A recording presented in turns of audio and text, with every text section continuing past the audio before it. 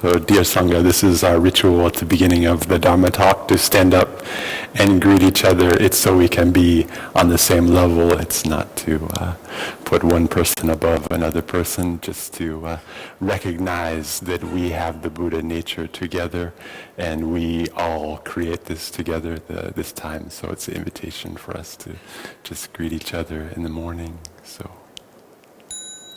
And then we turn toward the altar or toward our ancestral blood ancestors and spiritual teachers. And usually we have the Buddha, but today he's taking a vacation. He needs a break. So, but we can look out to the forest too and get in touch with the stream of all wisdom and support that we're receiving. So we bow to that also. Thank you. You can sit down.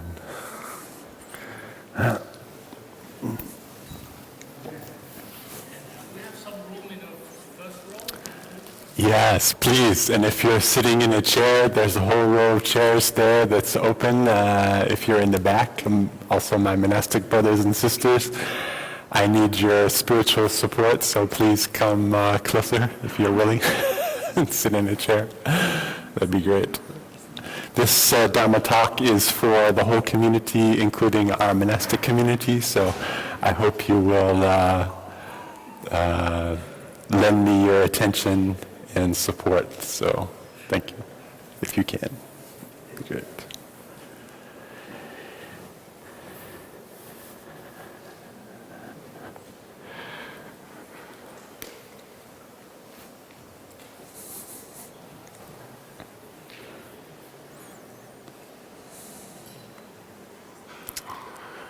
All right, so the next thing on the program is the 3 sounds of the bell. So let's just establish ourselves here in the present moment, aware of our bodies, what we're feeling, the weight of our body, making contact with the earth. You can sit upright in a way that feels stable and yet relaxed and at ease. And then I'll do a little guided meditation for us after the 3 sounds. We can just enjoy stopping and being with the sound and our experience in the present moment.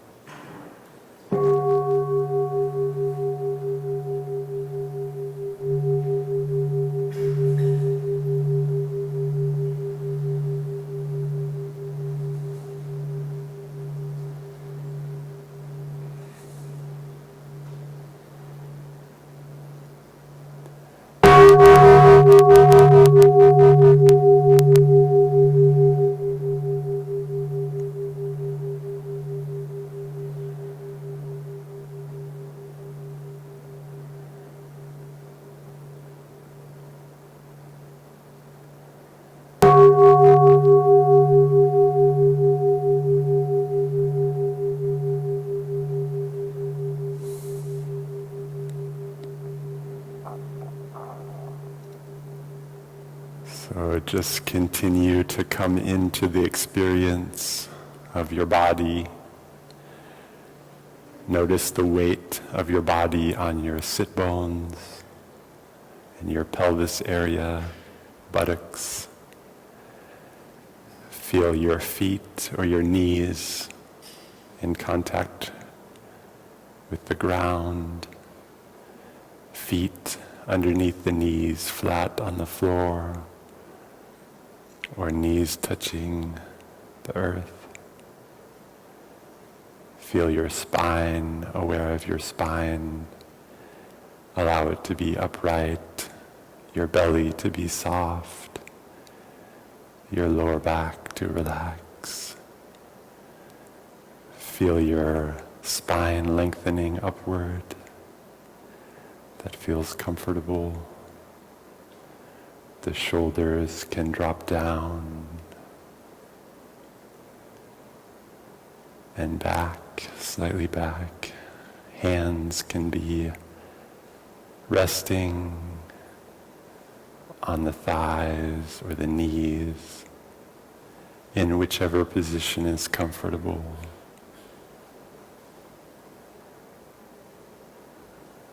Being aware of the neck and the head, balanced. Crown of the head reaching up slightly. The chin can drop down just a little bit. And feel stable and solid, connected. Aware of the whole body.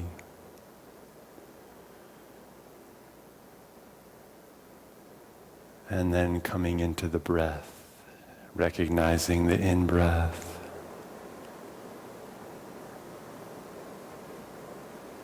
Following it and recognizing the out-breath. Following it.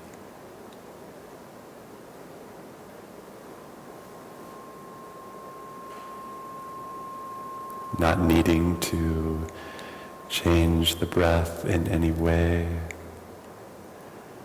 Just watching it, noticing any sensations coming along with it. Could be tensions or pain in the body.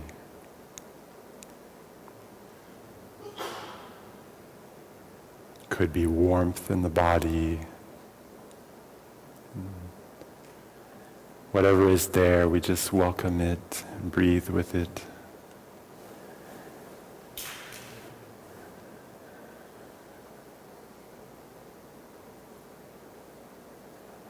Be aware of any emotions or feelings that are arising, whether those are positive or pleasant feeling or unpleasant feeling, being with them. Just recognizing and making space.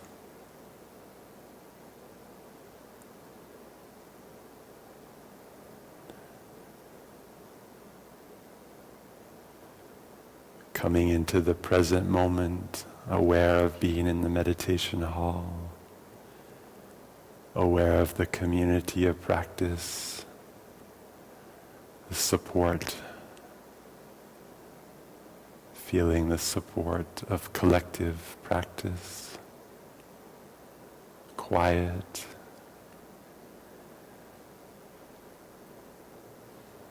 noticing whatever is coming into this space as we sit together.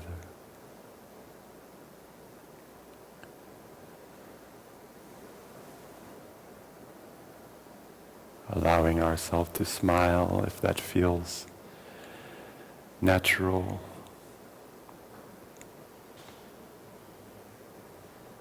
To recognize if there's any ease or its absence, we can just notice and be present. Okay, and then we'll listen to a sound of the bell to end.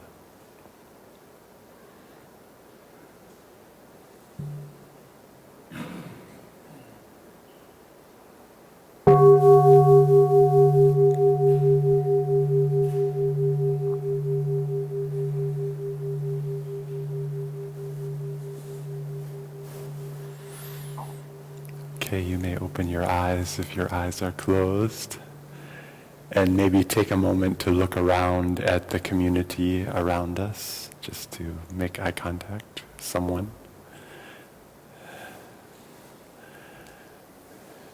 Yeah. Thank you for coming today. Those who are new, anyone coming for the first time today to Blue Cliff? Yeah, a few people. Welcome. Thank you for coming. And for the rest of us who've come before, or our resident community, also welcome. It's for us too.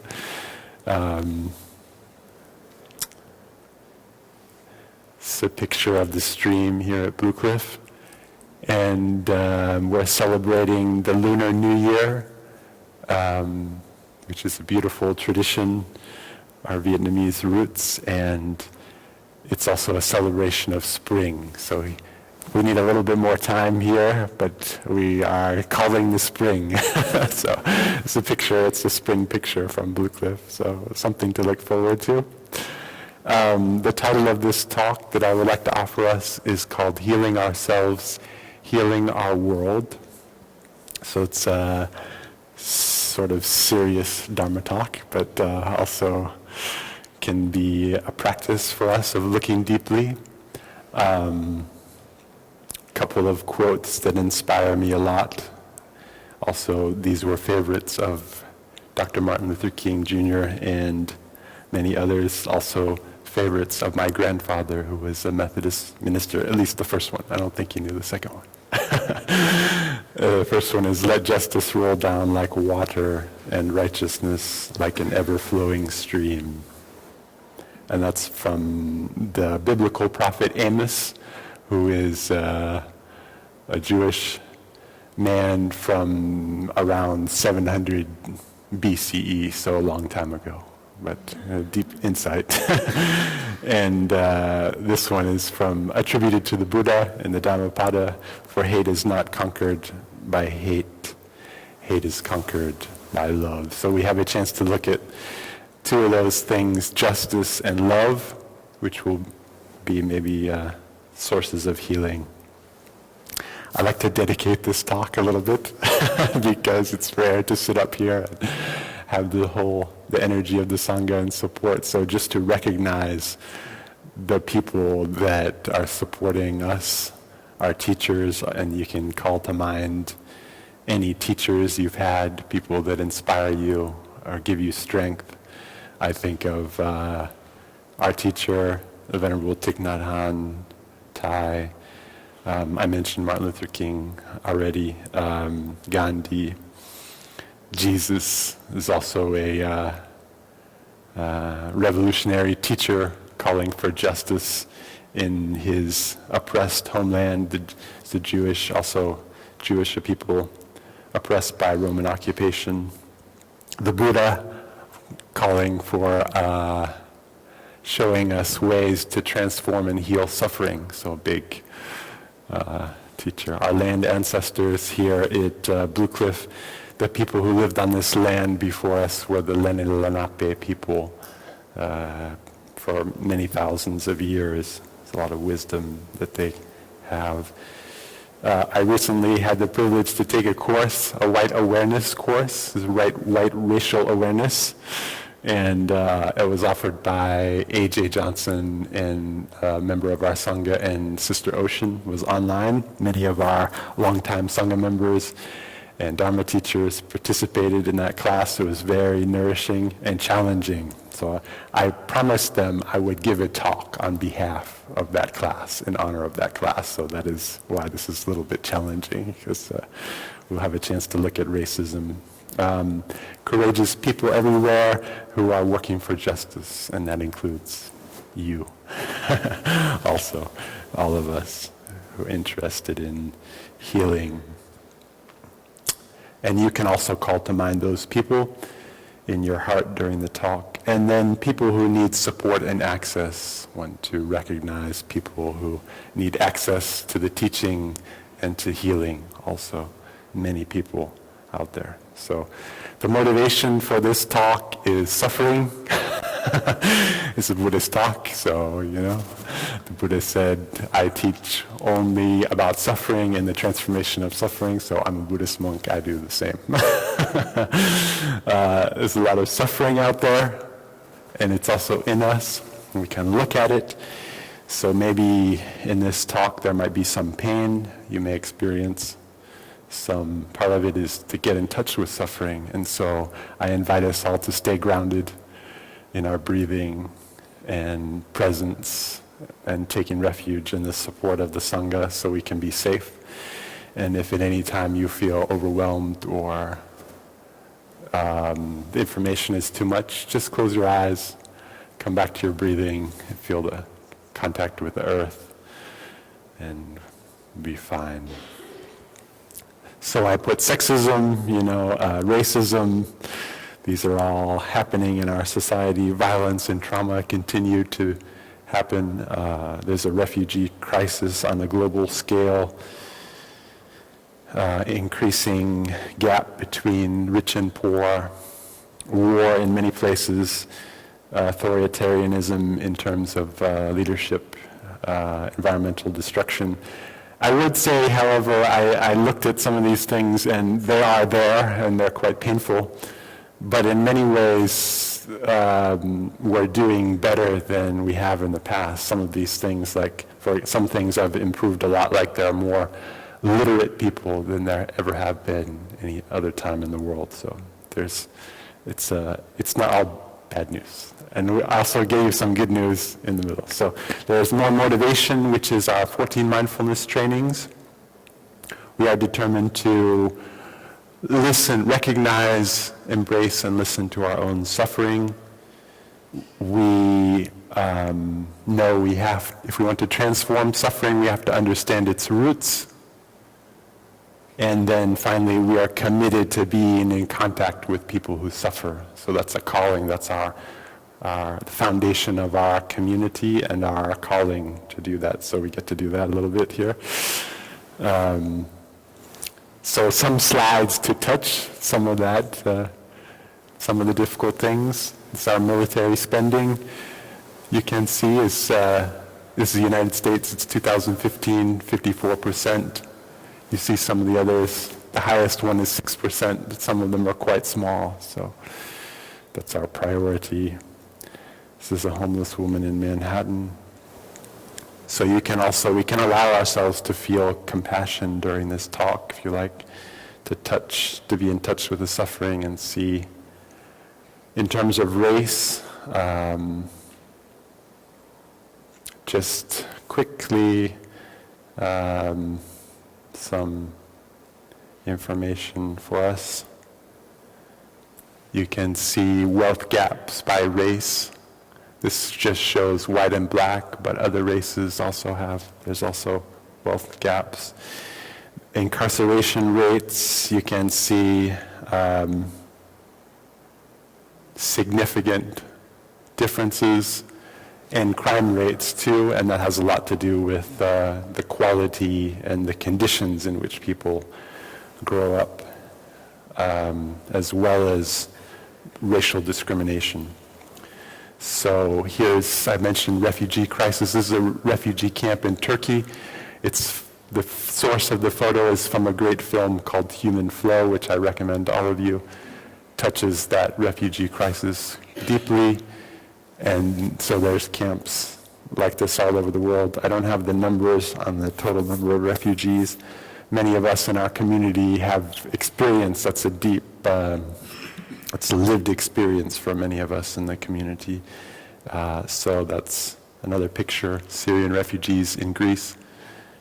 Some environmental elements of suffering. This is a polluted body of water. Kids want to play, don't have a clean place to. This is on our own soil in the United States, Hurricane Sandy. So this is a storm likely driven by climate change effects, so we can expect to experience more severe weather due to climate change. So that has real impact on us people, so being aware of that. This is an ad campaign by the UN Women. You can see, it might be hard to read, I'll read it, but they made several posters and they typed into Google. Everyone, you know how Google will auto-complete what you type in, right? So they started just with this phrase, women shouldn't. And the auto-completions are there, so women shouldn't have rights, shouldn't vote, shouldn't work. So those were common searches that people made. So that indicates the kind of bias and discrimination that still exists against women. 12 million people posted on Facebook, Me Too, which is about sexual harassment and violence and abuse. Many of them women, or the vast majority women, I should say. So This is one of those posts. I caught myself wondering, have I experienced anything bad enough to merit a Me Too post? Right? I realized that is part of the problem, the tendency this society has to dismiss someone's experience as not bad enough, not traumatic enough, not real enough to matter. Nothing will change if we persist in validating and believing a few under certain circumstances and dismissing the rest. People who have been abused, harassed, assaulted, traumatized may refrain from speaking up or getting help because they believe what they went through doesn't count. So that's quite a strong post, I think. This is a short film. This is a multimedia program, so I will show you a short clip. It's only 2 minutes, but it also helps us to get in touch with some of the suffering that happens every day in advertising. This exploitation of women, in this case, sexualization, and how that impacts children. Some of the images are strong. They are everyday ads that you can see on the street. They're all shown in their context from the street, but they're still very strong. So if you feel that might be difficult to look at for you, I invite you to just close your eyes and you will get the story from the soundtrack. But so you can make that call, but I just wanted to give you a heads up on that because I found the first time I watched this, I was crying, so. Anyhow, let's take a look. It's very interesting. I messed up. And It's just like gross to see. I don't really know what that is, and it doesn't seem right. I don't like seeing that. Disgusting. I'm not gonna describe anything. I think she looks nice. She probably likes bows or something, and she's crisscross applesauce. Makes me feel a bit uncomfortable. It doesn't really make me feel good about my own body. If I would have to explain it, then it's like they're half naked. I don't want to talk about it. It makes me feel uncomfortable. Cover your eyes, cover your eyes. Well, they have to do that in the bathroom. I feel weird because she's in a very strange position and it doesn't seem like she has clothes on, and then there's a bunch of people trying to climb on top of her for whatever reason. She looks very muscular to me. It makes me feel really scrawny. I wish that I could see her whole face and her body so people wouldn't just like her for her breasts. No, she's not a role model for me. Makes me feel bad about my body. I don't want to look at this picture anymore. It's kind of inappropriate for younger kids to see naked women in advertisements and stuff. I'd rather not know about this. Well, I think kids would feel uncomfortable with it if you're next to it. We already see like bad things in the street, so why should we have like people promoting that? I don't think it's okay to show women like that because, it's private.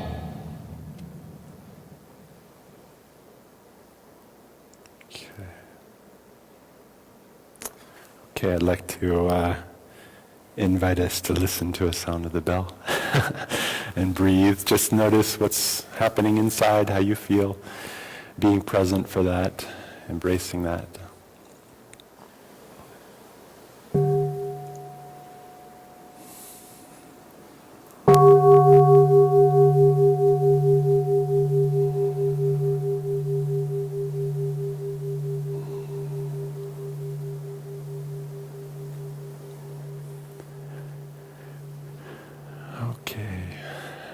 So, getting in touch with that suffering on a variety of levels can be painful, but it can also open our hearts a little bit, and we can look how we might respond. And so I came up with this as a response, cultivating our our mind of love. So 3 components that I picked up. Mindfulness, obviously, is a core component, being willing to embrace both joy and pain in our experience, to be there. And leading to looking deeply, the willing to and the wish to discover and understand the roots of suffering in ourselves and others. So that also requires, from my perspective, some education. It's like collective looking deeply, and science, where we look together in a systematic way and we share our knowledge, and we need that in order to uncover possible misunderstanding and misperception that prevents us from getting deep inside. Compassion, the most powerful force in the human heart, right? Strongest thing we have. So self-compassion, first of all, for ourselves, learning to be compassionate towards ourselves, which will enable us to be compassionate to others. And that can lead to powerful, wise, and compassionate responses. So we need all of that in order to be able to respond, and that's part of true love, right? It's love that has power, that can respond, can do something. So that's the fruit of compassion. And for me, this is the path of justice. So I wanted to say a little bit about justice.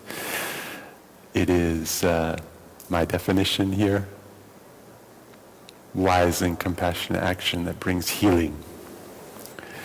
So I put relationships, but I also realized that we can be just and right, do right to ourselves too.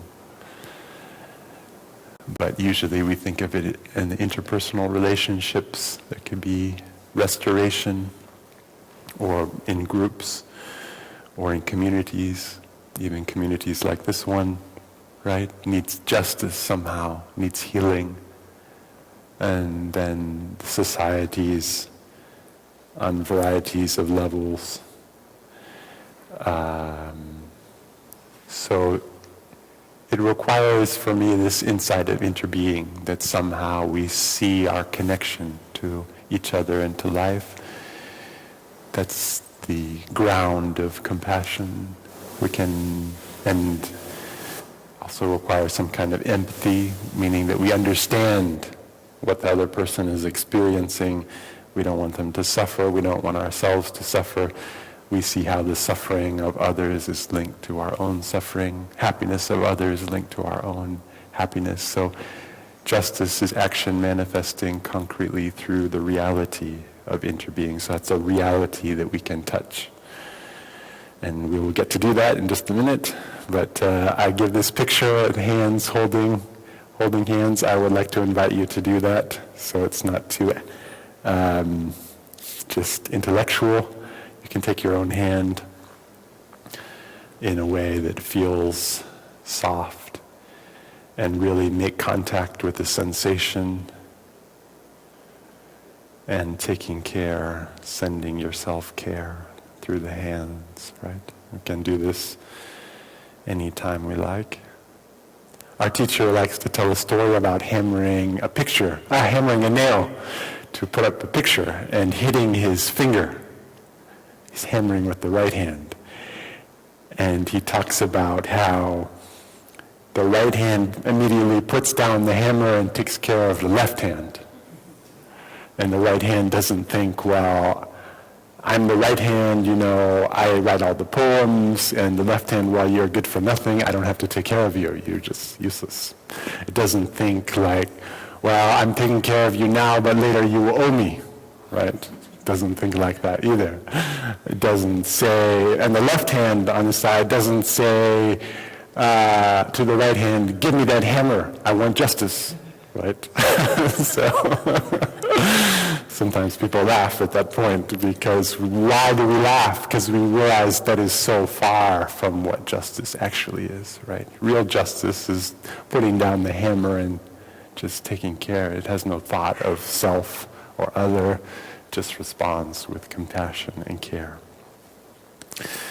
So more from our trainings about justice, right? These are things that we're called to do by our trainings. Speak out about injustice, even if it threatens our safety, right? It's quite a strong call.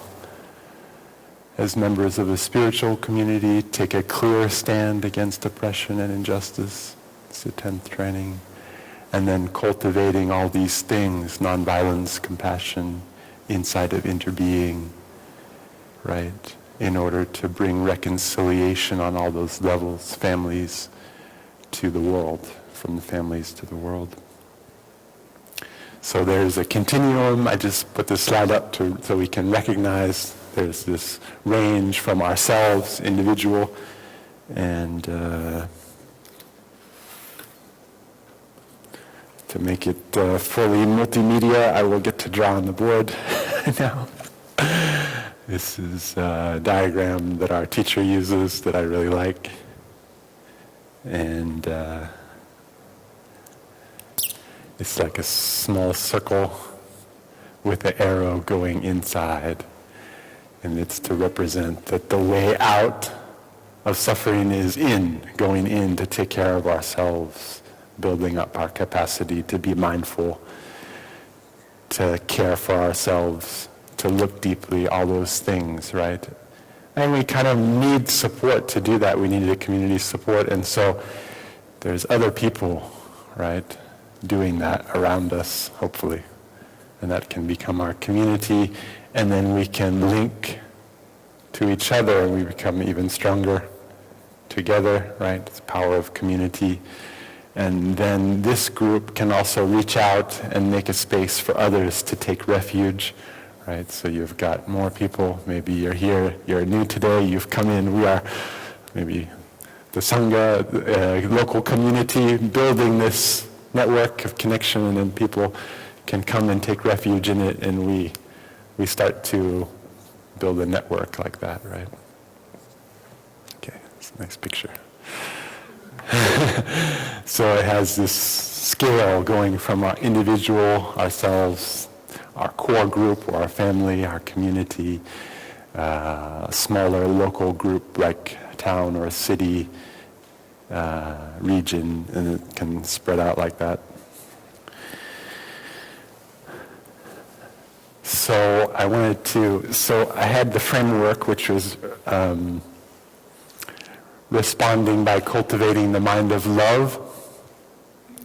And those three parts were mindfulness and looking deeply and one more thing. But anyway, there's three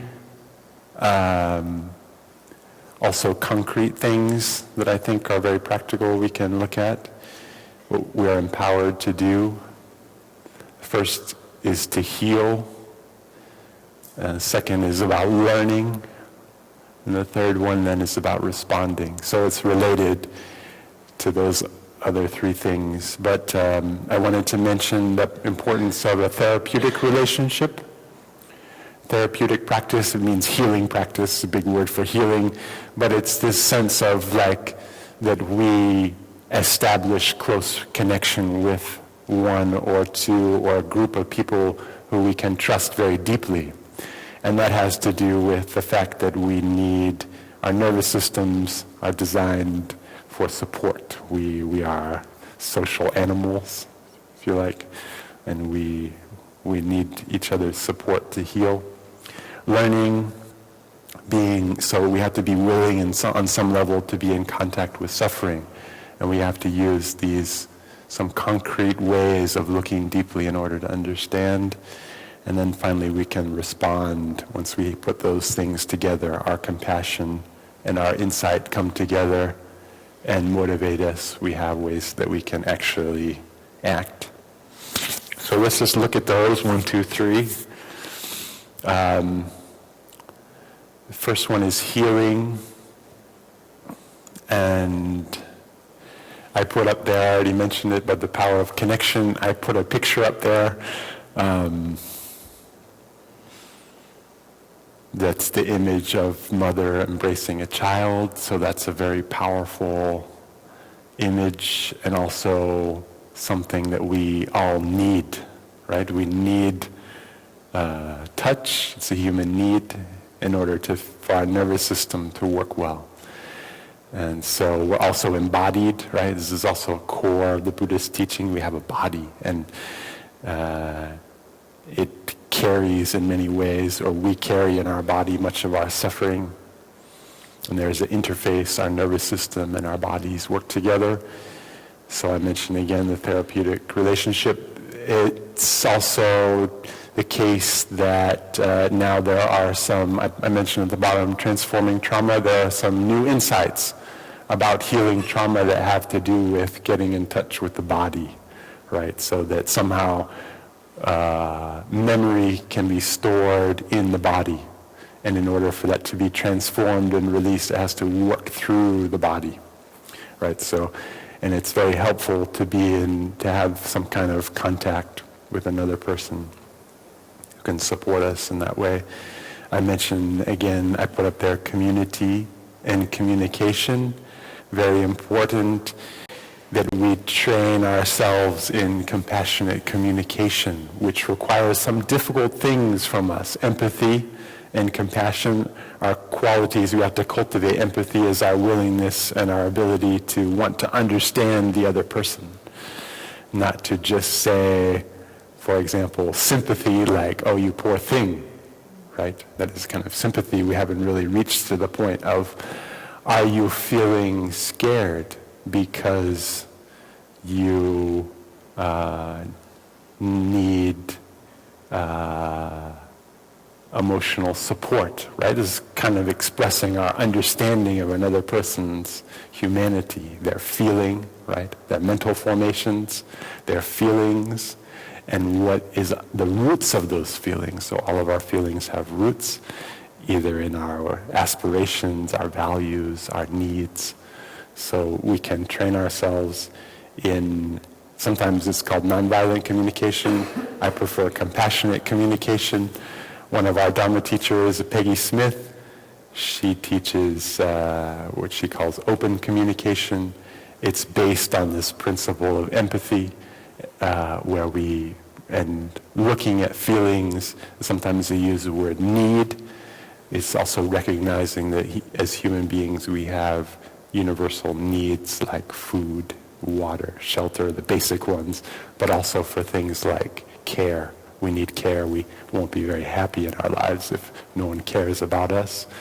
Our teacher also uses that. We want love and understanding, and we can also offer that love and understanding to others when we have the time and the space to be in relationship, right? It requires vulnerability and honesty. That's one of the hard ones, vulnerability.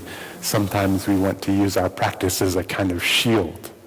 Like, I'm practicing well, walking meditation, my form is very good, so I don't have to touch any pain inside. It can become a kind of shield, the practice, if we take it to being just an external form. Or we might want to contain our wounds, right, to keep them under wraps, sort of using the mindfulness to, whenever it comes up, we recognize and then we move on. But we also need a process where we can heal at a deep level. Okay, so I wanted to do a little exercise with you to take a kind of break from all the talking. You've been listening very well, thank you. It's an exercise to cultivate that kind of compassion, care, and empathy with another person. It requires vulnerability. It is going to be uncomfortable. Part of being vulnerable is being willing to be uncomfortable. It's the only way we learn. It's a requirement. Unfortunately, I'm sorry. So if you would find someone, a partner that you don't know. So that's possible. Someone you don't know. And so there's a lot of monastics in the room, so you can pair it with them. And if it's someone you know, that's okay. But if you need to stand up, please stand up. But just to preserve the time, just take a couple minutes. Just do that as mindfully and efficiently as you can to find a partner. And I would love to have the monastic community participate. This talk is also for us. So if you are comfortable with one gender or another, you can also look for that, or whatever makes you. But being willing to, it's not important, so just find someone to be with.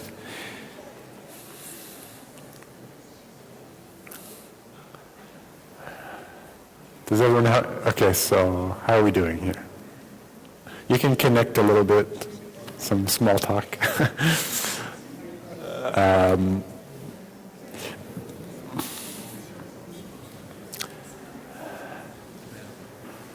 Anyone need a partner still? Put up your hand. Anyone who needs a partner, please put up your hand so we can connect you. There's someone back there.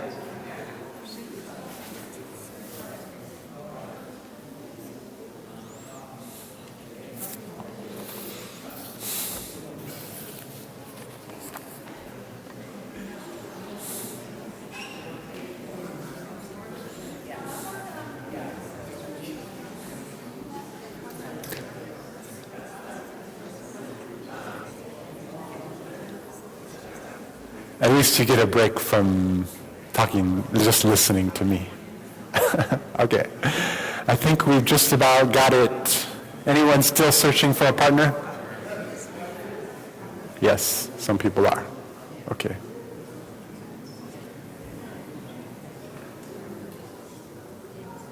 Great. It's a big challenge already that I've put you through.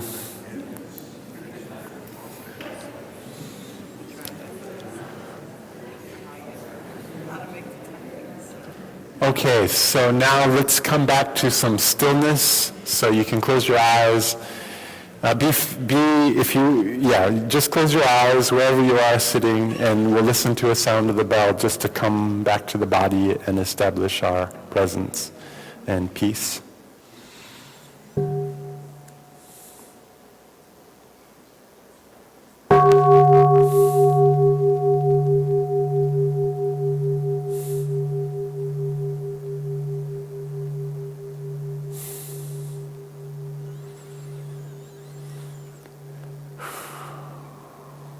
Okay, take some deep breaths.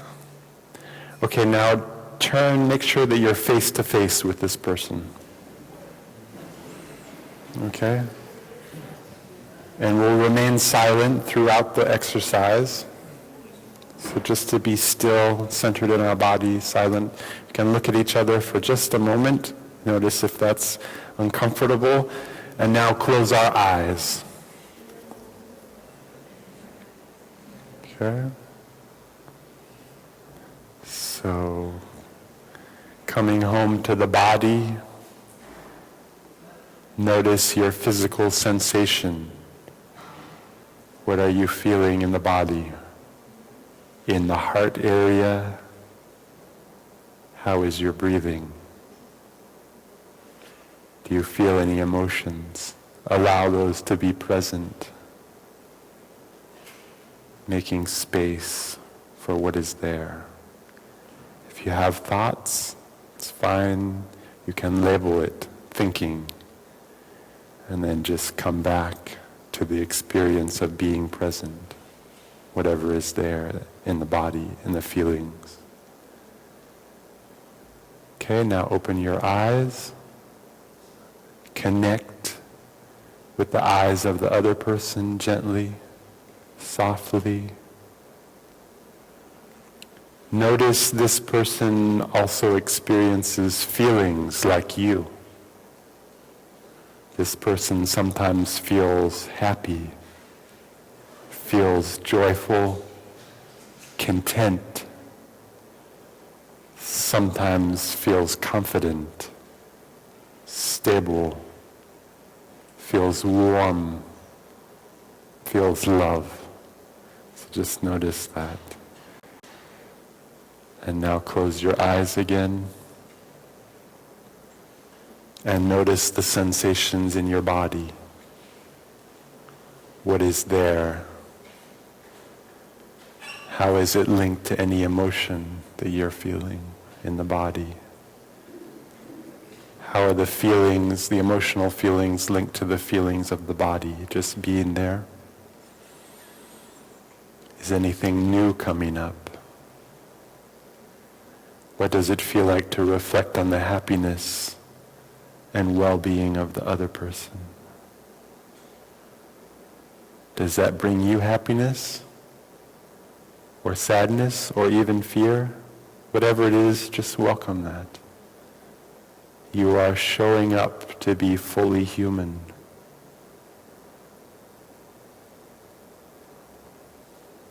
Okay, now open your eyes again,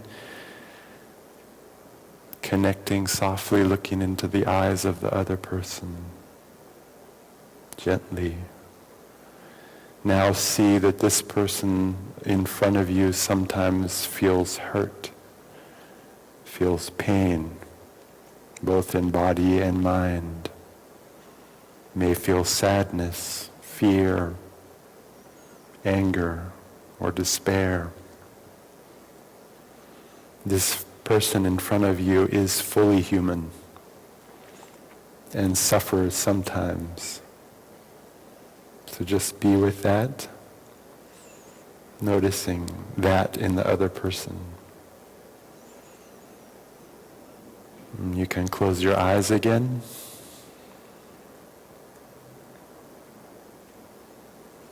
And notice what's alive now. What do you feel? Where is it in your body? Just stay with it.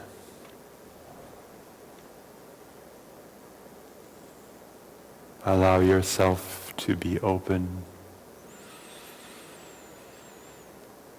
curious. Invite the feelings to the surface, to explore.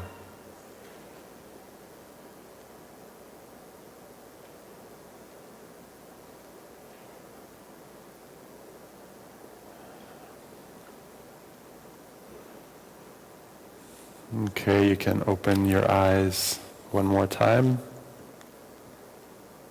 and connect softly.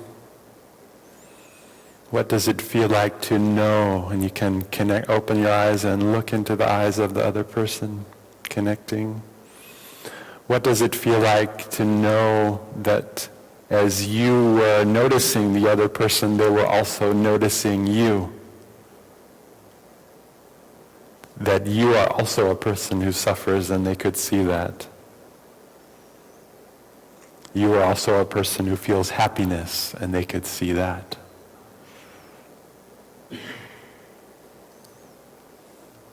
Okay, so now close our eyes last time.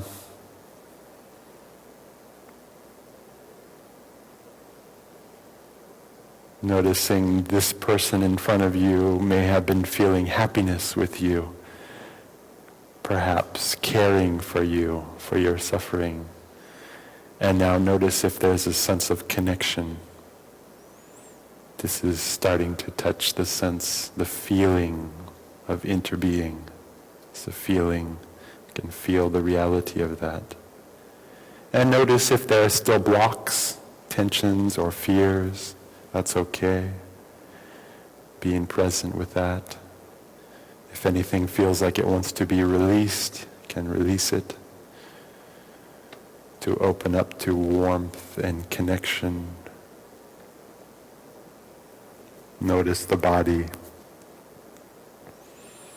And then acknowledge yourself for being willing to show up as fully human for another person.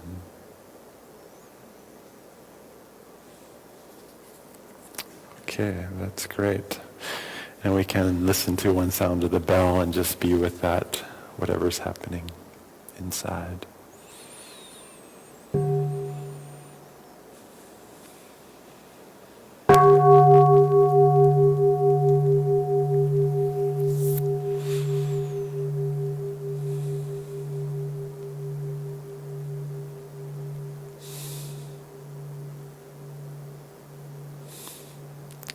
Okay, you may open your eyes, turn back and say thank you if you like to say thank you, or whatever way you want to express your gratitude if you feel that. And then turn back. I'll keep going. I should almost be done, but I'm only about halfway done. So, well, thank you for your patience. I apologize. I will try not to go too long over, but see where we get to. So that was a concrete example of this first one, I think, healing, being in connection, really training our text training to be vulnerable and honest. And we didn't do any of the communication part, but you could imagine you might enter into a dialogue with the other person, asking them about how they feel and what that feeling is related to, and learning to explore with each other and support each other, right? So, second component I mentioned was our learning, which is connected to deep looking, right? We want to know what's the reason that we suffer. If we just think it's because we didn't have enough coffee in the morning, we might just drink a lot of coffee but never address the roots of our suffering, right? That's an example related to sleep. Okay, so careful observation is really about science, and I want to say that all of us are scientists. I gave a talk earlier about science, but we all have the capacity to be curious and to ask questions about our experience and to be a little bit skeptical, healthy skepticism, not sure, am I sure, how is it really working? And to keep looking. So that's science, and we're all scientists. And we can learn how to do it, and we can see, we don't have to rely on other people to do science for us. We can also just improve our general understanding through knowledge, right? We can learn about our psychology, and some new research is our neurophysiology, connection between body and brain, very deep, right? And showing why Buddhism is true, if you like, or why it works. And more, right? And our biology, sociology, very important. We are social animals, so understanding how our collective consciousness creates our reality, our constructed social world. And our history, what's the history that impacts how we look at things too. So let's do an example. I just want to mention sociology has a lot to do with culture, right? That's our collective mind. And this you probably can't read. I apologize, I'll read some of this stuff on there, but this is the cultural iceberg. So some is on the surface, that's what we see. And I'm reminded of this beautiful backdrop here. It has cultural energy in it. I'm part of that culture too. Vietnamese culture is very beautiful. And it's a surface level, arts, crafts, holidays, dance, things like that. But deeper, the parts we don't often see in culture, the way we communicate, right? The way our facial expressions, what they mean, our body language, how close we stand to people, our tone of voice. Ideas about what is courteous and our manners, whether we bow or shake hands, right? Our ideas about clean and not clean, or beauty. Ideas, even deep concepts like how time works and what's important about the past, the future. Our attitudes about elders and adolescents, young people, old people. Work and cooperation, all those things are kind of constructed by our society and our culture, right? And now we live in a time where cultures are kind of colliding, right? That's what's happening with this refugee process and the world shrinking. So all these cultures being put together can be a source of potential great suffering, because we don't understand, like, why is that person not respecting me? In fact, they don't know that in your culture what they are doing is disrespectful, right? So it could be misunderstanding on that level. Lots of stuff, anyway.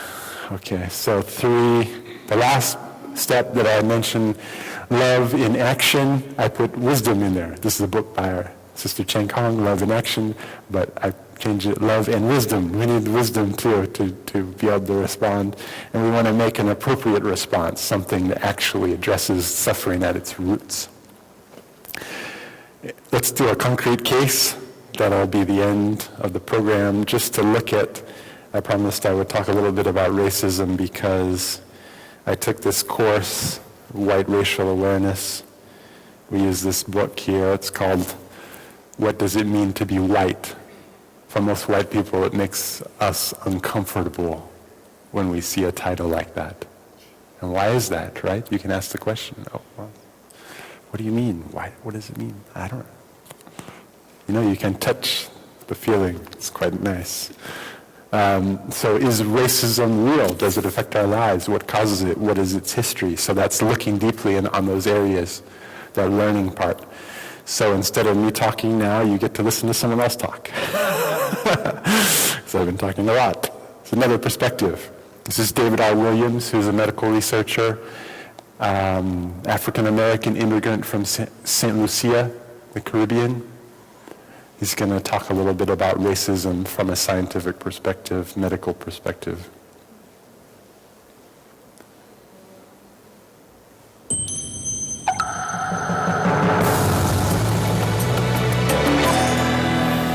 Okay, so I don't have to give my own TED Talk. There we go. An article in the Yale Alumni Magazine told the story of Clyde Murphy, a black man who was a member of the class of 1970. Clyde was a success story. After Yale and a law degree from Columbia, Clyde spent the next 30 years as one of America's top civil rights lawyers. He was also a great husband and father. But despite his success, personally and professionally, Clyde's story had a sad ending. In 2010, at the age of 62, Clyde died from a blood clot in his lung. Clyde's experience was not unique. Many of his black classmates from Yale also died young.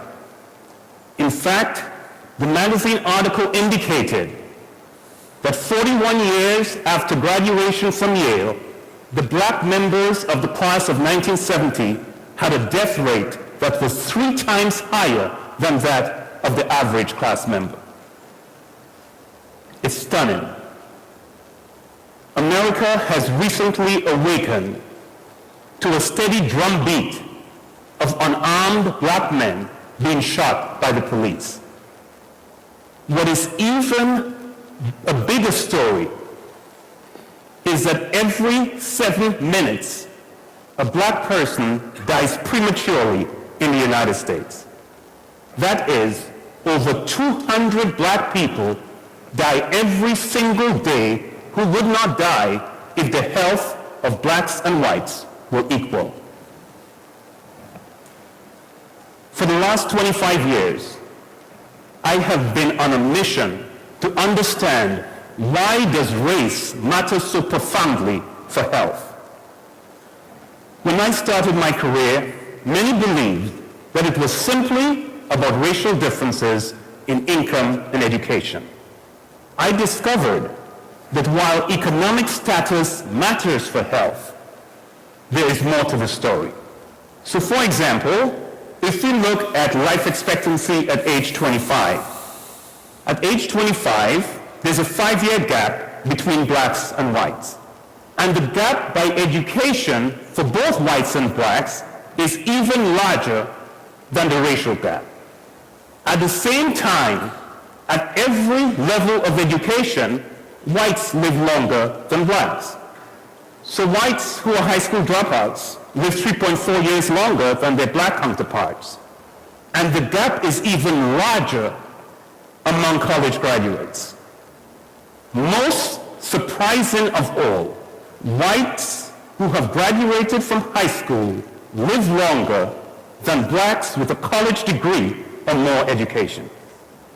So why does race matter so profoundly for health? What else is it beyond education and income that might matter? In the early 1990s, I was asked to review a new book on the health of Black America. I was struck that almost every single one of its 25 chapters said that racism was a factor that was hurting the health of blacks. All of these researchers were stating that racism was a factor adversely impacting blacks, but they provided no evidence. For me, that was not good enough. A few months later, I was speaking at a conference in Washington, D.C., and I said that one of the priorities for research was to document the ways in which racism affected health. A white gentleman stood in the audience and said that while he agreed with me that racism was important, we could never measure racism. We measure self-esteem, I said. There's no reason why we can't measure racism if we put our minds to it. And so I put my mind to it and developed 3 scales. The first one captured major experiences of discrimination, like being unfairly fired or being unfairly stopped by the police. But discrimination also occurs in more minor and subtle experiences. And so my second scale, called the Everyday Discrimination Scale, captures 9 items that captures experiences like you're treated with less courtesy than others, you receive poorer service than others in restaurants or stores, or people act as if they're afraid of you. This scale captures ways in which the dignity and the respect of people whose society does not value is chipped away on a daily basis. Research has found that higher levels of discrimination are associated with the elevated risk of a broad range of diseases, from blood pressure to abdominal obesity to breast cancer to heart disease and even premature mortality. Strikingly, I'm going to stop it there. This is a really wonderful talk by David R. Williams, and you can watch it on YouTube. So that's the title.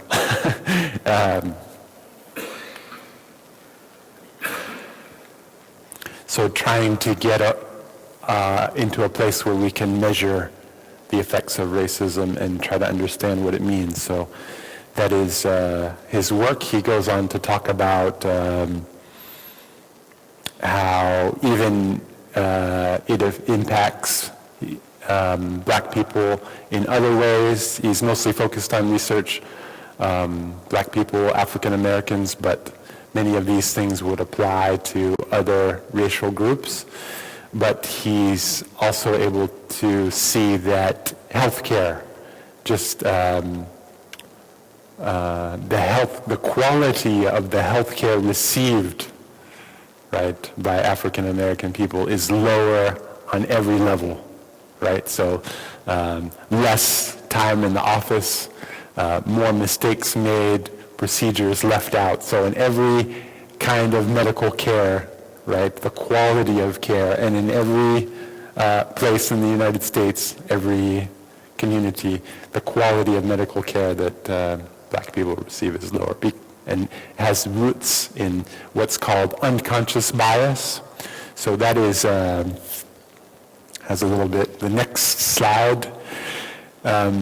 Maybe before we do that, we should listen to a sound of the bell just to breathe and process what's happening for us, how we're feeling, and come back to the body.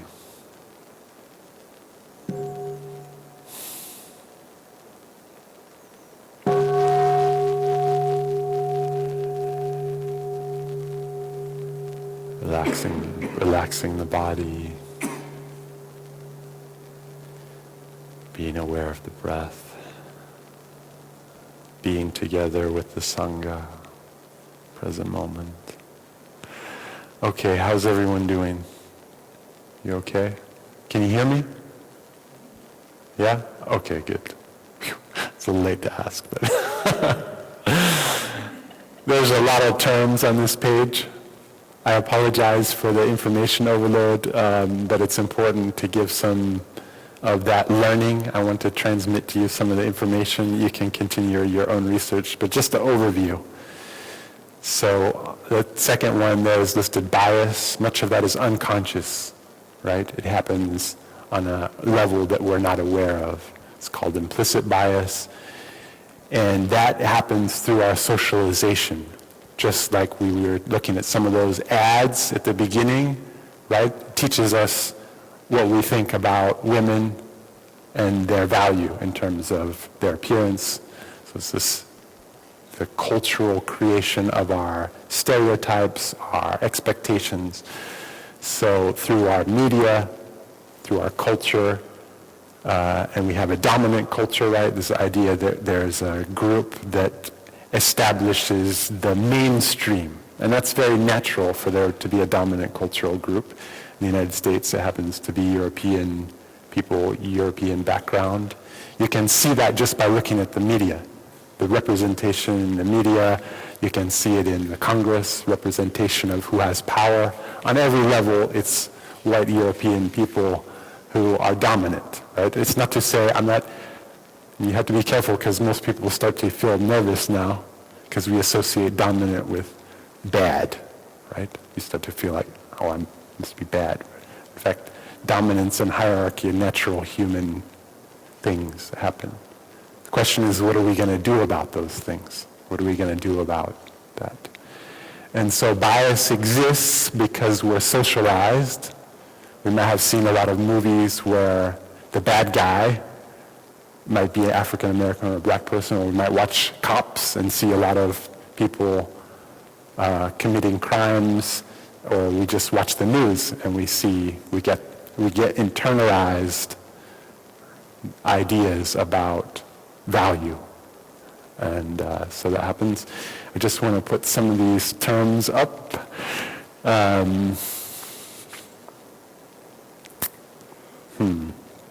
Okay. So you have it. I wanted to define some of them. So bias and prejudice. It's really the same thing. Sometimes it's conscious, sometimes it's unconscious, though. On one level, it could be on the very extreme scale, it could be a kind of hatred, aversion, this kind of very strong reaction. But it has a scale, so it can go all the way to a very subtle kind of bias, which is just indifference, right? You're just not really interested in that group for whatever reason, right? It's just like, so it's this more subtle kind of level, and in between there's different things. And this is negative bias, right? It could be positive bias where it's you value something as good, so it would be a kind of the other word like attachment or preference for, I'll just do the negative. And then the thing that goes with that is what is discrimination. So concretely, it's an action that's rooted in our bias or prejudice, whether it's conscious or unconscious. And so we could commit an act of violence, for example. So you can see in the film, actually, and this could maybe be another strong emotion, not necessarily hatred, it could also be strong fear, right? So if you watch the rest of the clip with David Williams, he will go on to talk about the police shootings and how it's not a matter of the person consciously saying to themselves, I hate this person. There's an unconscious fear which drives the reaction and can create a response of violence, right?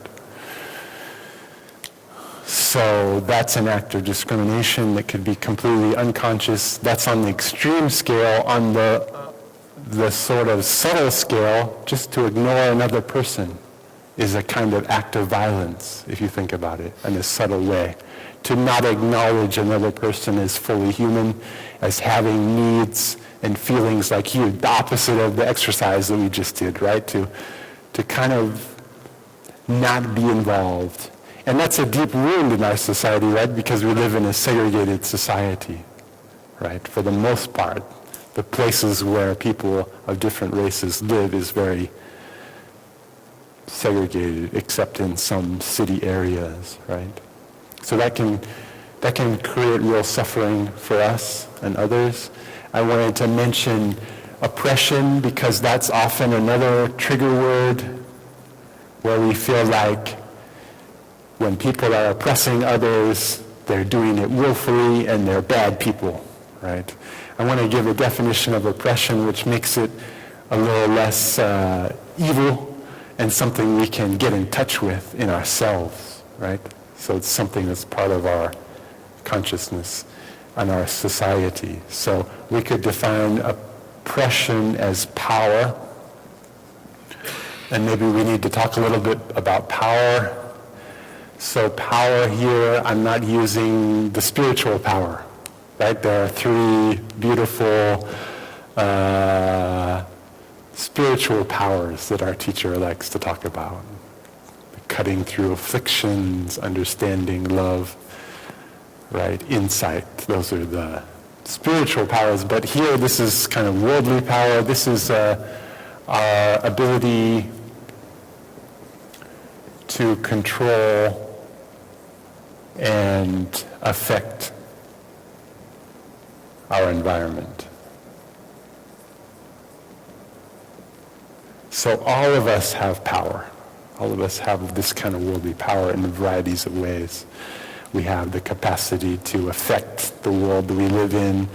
We're put in positions of power where we have a voice about what happens. We can make a decision that impacts another person's life. For example, if we're a police officer or if we're a school teacher, right? What we do is going to impact our environment and the world around us. So power plus bias, right? Our subconscious habits plus our discriminative actions, whether it's conscious or unconscious. Put those three things together, right? And you have a system of oppression. So that is what racism is, and if you like, a definition of racism. It's a kind of situation where people in power, right? The people in power is the dominant cultural group, which is why it's important for us as white people to understand that we're in that position, plus bias that's not transformed because it's propagated through the society, and our actions of discrimination, right? So just like the medical or the doctor who doesn't give as much time to his black patient, for example, right? It's not necessarily willful, but it creates a real system, right? It's a kind of structure that influences every aspect of the society. And on that whole continuum, interpersonal relationship to systems like our government and our laws reflect this kind of situation. And that happens everywhere also. It happens not just with racism, but also between cultures and in every kind of relationship and in communities, including this one, right? So we can, if we're honest, we can see that. We have to look for it, but we can find it. So that is not to say that we are bad, and of course we are practicing, so we do our best to get in touch with that and transform it, but we have to be vulnerable, we have to be willing to look and acknowledge that it's real before we can do anything about it, right? So we just say, oh, that's not, I don't want to get in touch with that, that's over there, that's for someone else to deal with. It would be very difficult, right, for us to respond. I just want to give an example outside of racism because it's hard for people to see it sometimes. I'm going to put a date on the board. We talked about sexism already, but in terms of women's rights, many of you know the importance of this year, right? This is the year that women were granted the right to vote in the United States, right? 1920, wasn't that long ago. It's less than 100 years.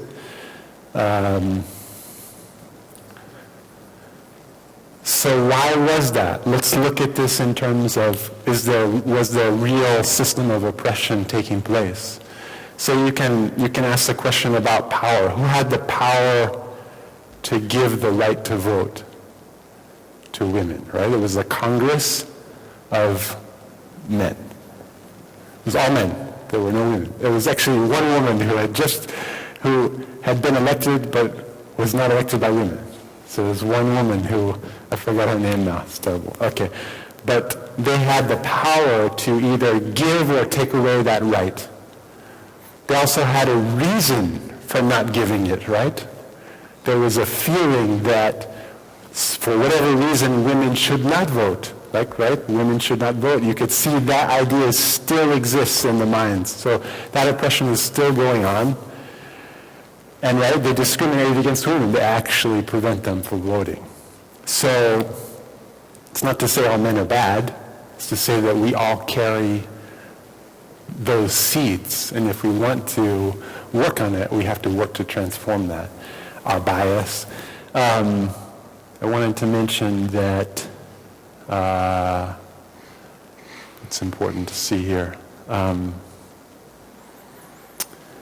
There's something called internalized oppression.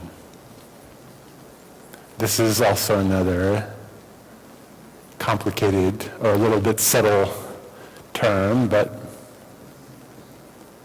just to put it up there, there were women at this time who did not want women to vote, right? They organized, in fact, a whole coalition to resist the women's suffrage movement, the movement to gain the right to vote. And why was that? Because of internalized oppression, it's called. It means they had also absorbed this kind of bias to see that they actually felt they were in agreement with the idea that women shouldn't vote, so that it internalized that viewpoint, that sort of self-discrimination. So that also happens to oppressed groups who are not in power. They internalize the social, so we also have to work, if we're oppressed people, we have to work to transform internalized oppression.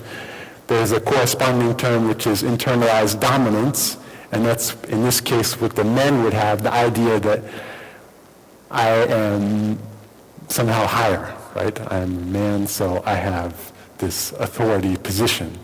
And that's something that most of us still carry as men, so we have to do something about that. I'm a little over, but I think I'm just going to wrap it up here for you. I have many more slides, but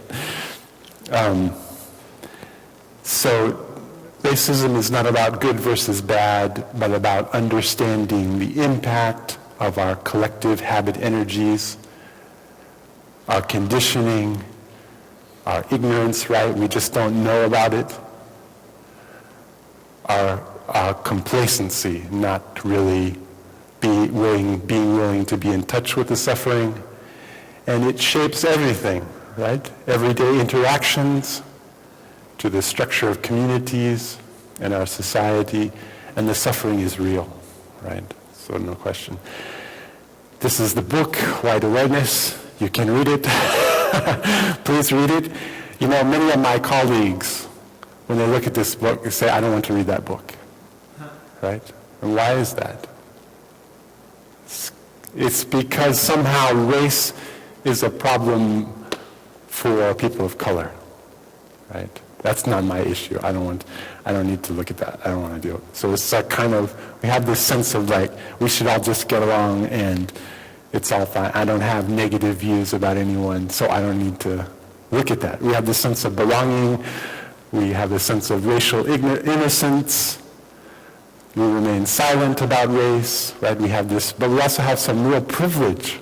Like we can go anywhere as white people in this society and not be tailed by the police, not be followed in a shop or eyed by security guards, or we don't receive the daily kind of insults or slight aggressions, microaggressions, right? So we have this real privilege, and yet we somehow are resistant to getting in touch with how our own racial identity shapes our lives.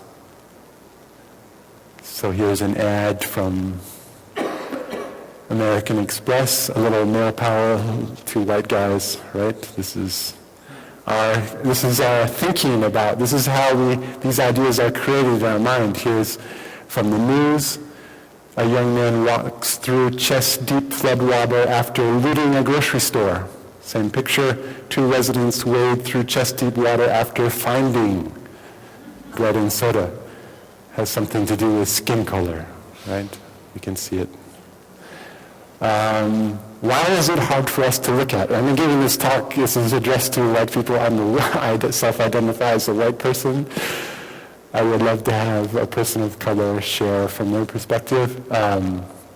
It's hard to see because it makes us feel bad. It's like, oh wow, if I look at racism, I might have to admit that I have racist qualities. People of color can also come down in that. They can also be like, I don't want to deal with race. They might have this internalized oppression. We have this myth of anyone can make it, like meritocracy. If you work hard, you can do well. It's a myth of individualism. It doesn't take into account that we start at different places. We have this entitlement that we should always be racially comfortable. Anyway, lots of stuff. White fragility, we get strong emotions when anyone challenges our position of authority, our status, you know. So anyway, racism continues. It continues through patterns and habit energies of our dominant culture that is about whiteness. So it's up to us, actually, many of us, white people, if we want to help transform the situation of race in the United States, we're the ones who have to do the work, a lot of the work. Of course, we all have to work on it as a society, but a lot of it lands on our shoulders as the dominant culture, dominant group. Here's the House and Senate by race, right? And we can bring in, has also Hispanic and Asian representation, which is the lowest, right? You see the Asian representation, significantly low. Okay, all that heavy stuff. There's good news, right? We can do something. First of all, to heal ourselves. It's difficult to face some of this stuff when we have wounds inside. So we have to really take care of our own traumas. Right? We might have trauma from our childhood that hasn't healed. It makes us build walls, prevents us from going inside. We can learn. We can transform those biases. And the Buddha gave a way to do that. It's called changing the CD. Actually called it changing the peg. But you can, if you bring mindfulness to a feeling, oh, why is he doing that? Oh, this person is lazy, and it's because they belong to this group or that group, or this person is like this or like that, and it's a stereotype. We can start to recognize our stereotypes and change the peg on that by just visualizing the opposite. So if we see right? So we could visualize some black people in positions of power as in positions of leadership and intelligence, like black scientists. One is Neil deGrasse Tyson, right? So, but being able to challenge our viewpoint, and we can also challenge the way we look at women, taking responsibility. There's a lot of people doing research. So we can connect to those groups, activists and educators, people who do this kind of work. In the class, we all had opportunity to look up a white ally, a person who's working to overcome racism. A really important one, we can look for inclusion, offer back our power and authority. You know, you see that equation up there? Oppression is power plus bias plus discrimination. We can challenge that equation at every level. The power part, the bias part, and the discrimination part. So in the power part, right, if we're in the position to control our environment, we have the status, the hierarchy, we can offer that power back. We can ask, when someone puts us in a position of authority, like, may I have permission to, can I do this, or, you know, we're being put in that position of hierarchy and authority, and we can give it back to the other person. What do you want? We can see the other person as a person with needs and values like ourselves and feelings. How do you feel? So we can come down, right, like the beginning of the Dharma, to the same level.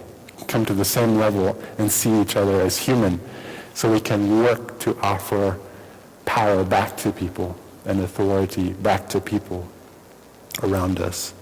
Of course, we can encourage people to stand up and step up. That's my goal today. Hopefully you take it on. These things apply in every area. I was talking about race, but you could be talking about gender, you could be talking about sexual orientation, ability, class, every level. I'm going to skip this one, but I had a whole list. There's a whole list. Black scientists who've contributed, black visual artists who've contributed to making actually our society great.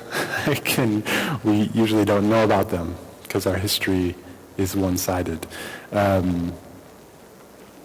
It's Black History Month, so that's another reason to honor some of these people. There are also white anti-racist activists. Most of us don't know about that group either. We're not educated to learn about white people engaged in civil rights. Books on that. A lot of people engaged in that. This is the end, or near the end.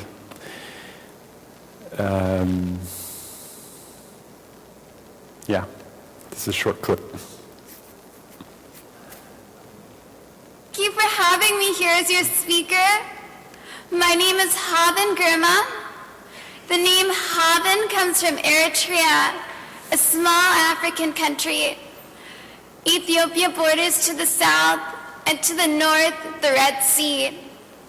My mother grew up during the war between Eritrea and Ethiopia when Eritrea was struggling for independence. Because of the war, there was a lot of oppression. She didn't have many opportunities that are available now.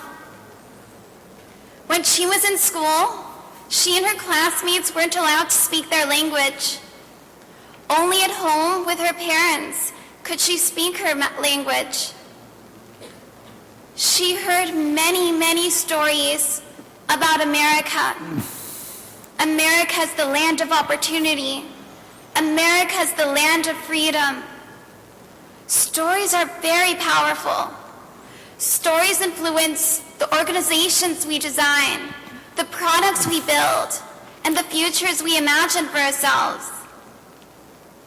Hearing these stories about America, my mom decided to make the dangerous journey, walking for 2 weeks from Eritrea to Sudan, and a Catholic refugee organization helped her come from Sudan to the United States.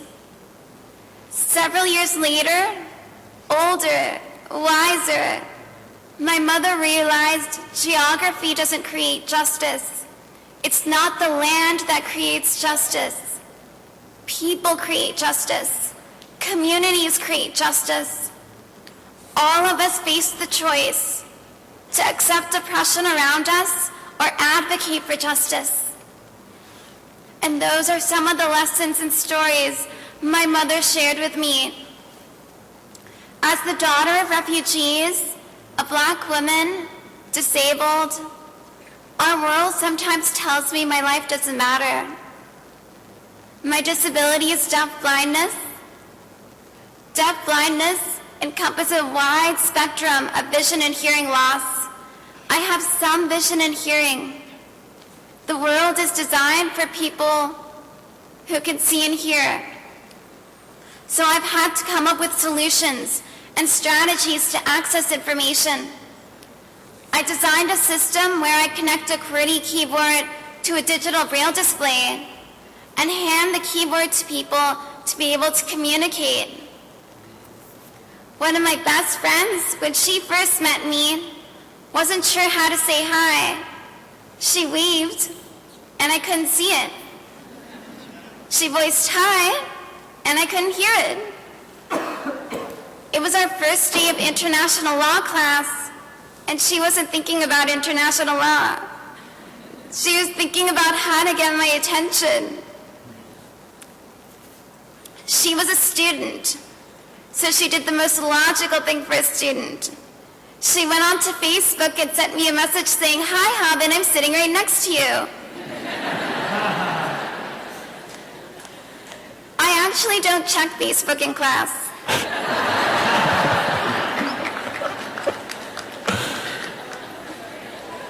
But after class, I saw the message and reached out to her and told her about the different communication methods I use. When people meet me, the first question is usually, "How do you communicate?" The second question is usually, "Have you heard of Helen Keller?" Helen Keller is an amazing advocate. She lived from 1880 to 1968. She advocated for women's rights, disability rights, workers' rights, racial justice. She spent her whole life advocating for justice. Many stories about Helen unfortunately reduce her to one theme. She succeeded despite her disability. Disability never holds anyone back. All the barriers that exist are created by society, and it's up to all of us to work together to dismantle those barriers. Like you, Helen went to a college for women called Radcliffe College, and she was successful because her college chose to be inclusive. They ensured that she had Braille materials. They ensured she had interpreters in her class. She succeeded in college because her college was inclusive. Not all communities are inclusive. Harvard excluded Helen. Back then, Harvard was only for men. Helen's disability didn't hold her back. Her gender didn't hold her back. It was the community at Harvard that chose to exclude women. All barriers are created by people. As another example, Helen's community would not allow her to experience marriage. Helen fell in love, secretly got engaged, but her family forcibly prevented her from marrying the person she loved. Helen's disability didn't stop her from feeling love. She wrote extensively about love, but her community, her family, created insurmountable barriers. All the barriers that exist are created by communities, and it's up to every single one of you to build a future free of barriers. Okay, wow. She can say it better than me. Haben Girma is a graduate of Harvard Law School. As she said, deaf and blind. She's the first deaf-blind graduate of Harvard. She works as an advocate for disability rights. She has worked as an advocate. She has also been at Salesforce last year to speak to tech companies about the power of diversity. So, in fact, she gives the example of email. Did you know that email was created to allow deaf people to communicate, right? So we all benefit from inclusion, right? So that's a way of including people. Using technology, we can include people, and we all benefit. And also in a community like this, it's very important for us to look deeply and see how we include people. People with disability. We had a deaf man who lived with us for some months. I want to honor him. His name's Greg Pindris. He taught me a lot about my own bias and discrimination, and he was very angry about that. And I didn't understand because I hadn't been trained to recognize my own position of privilege and power. So I apologize to him publicly now for that. And I also commit to working as she has encouraged us to do so, working for justice and inclusion. There's a lot we can do, directing our lives, I think building communities. We can have communities like this, not just in a few monasteries, but a little bit everywhere. Our teacher's vision is a mindfulness practice center in every city in the United States. And we can do that, and that's a great way to not pay taxes, because if you live together, and not work too hard, because if you live together, say 10 people, and you each make less than $8,000, you don't have to pay tax. You don't have to contribute to that military spending number. You can have support. You can have a lot of time because you only work part-time.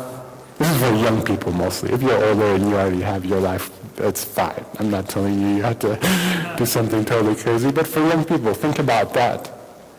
And then you have time to work, to study, to learn, to train in these areas like compassionate communication. Of course, we can all practice to give up our authority. Very important. Hierarchy is something we can really look at in this community too. We can transform our bias and stereotyping by changing the peg. We can speak out. That's not easy. This is a very difficult talk for me to give. But you can do it. We can educate ourselves. This is a hard one. Be willing to take risk and to be uncomfortable. It's always uncomfortable to do this kind of work. Vulnerable to really share how we feel, to see the wounds inside, right? Cherishing difference and diversity, the beauty of different cultures, focus on inclusion. We can ask a very powerful question. If you close your eyes with me right now, what can I do right now or today to bring more inclusion into my environment, into my world? Can I go somewhere? Can I talk to someone? Can I be with someone? What can I do? Right? It's a powerful question to bring more inclusion into my environment. Could tell you many stories about my own challenges, both with sexism has had a deep wounding effect on me in my life, addiction to sexuality, and transforming that has taken a lot of work, a lot of healing. It's still ongoing. So my goal is to see women not as objects, but as my sisters, as people. Also seeing the way I discriminate against people from different cultures and backgrounds, a lot of times just ignoring or remaining in my own comfort zone. A challenge where I feel like I'm on the one who wants inclusion, who's a little bit different, has to do with sleep. I happen to be a person who needs a lot of sleep. It's a very difficult environment to live in because there's a wake-up time that's set. And I need, right, this is my understanding of my own physiology, 9 hours of sleep.